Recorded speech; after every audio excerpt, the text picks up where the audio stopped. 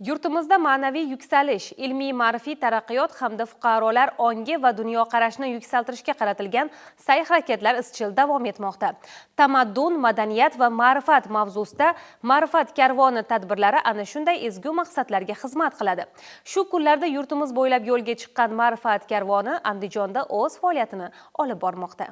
Respublika Ma'naviyat va ma'rifat markazi, Islom sivilizatsiyasi markazi, Fanlar akademiyasi, Oliy ta'lim fan va innovatsiyalar vazirligi hamda ma'rifat targ'ibotchilari jamiyati hamkorligida tashkil etilgan ushbu karvon ilmiy, ma'rifiy hamda madaniy hayotga yangi ruh bag'ishlamoqda. Tadbirlar orasida nafaqat ma'naviy targ'ibot, balki aholi farovonligini oshirish, ijtimoiy barqarorlikni ta'minlash maqsadiga qaratilgan amaliy ishlarga ham alohida e'tibor berilmoqda.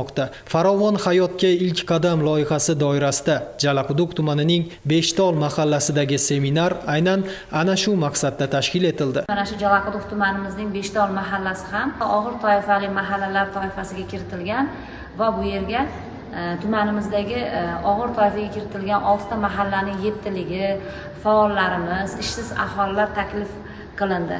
Mana shu ma'rifat targ'ibotchi a'zolarimiz, olimlarimiz o'zlarining kerakli maslahatlarini, ilmiy yondashuvlari bilan, tarixiy yondashuvlari bilan aholiga o'z tushunchalarini tushuntiryaptiki, ular o'ziga kerakli xulosalarni oldi. Mana shu ularda o'quv seminarida o'rgangan ma'lumotlarni joylarda qo'llashadi. Tadbirda ishtirokchilar davlat dasturlaridan unumli foydalanish, shaxsiy tashabbuslarni rivojlantirish va iqtisodiy imkoniyatlarni kengaytirishga doir amaliy tavsiyalar berildi. Prezidentimizning 2025-yil 17-yanvardagi tegishli qarorida belgilangan vazifalar doirasida bunday seminarlar orqali insonlarda ishonch uyg'otish, ijtimoiy faollikni oshirish va hayot sifatidagi o'zgarishlarga zamin yaratish ko'zda tutilgan. Ma'naviyat karvoni ishchi guruhi bizning Beshtol mahalla fuqarolar yig'iniga tashrif buyurishdi.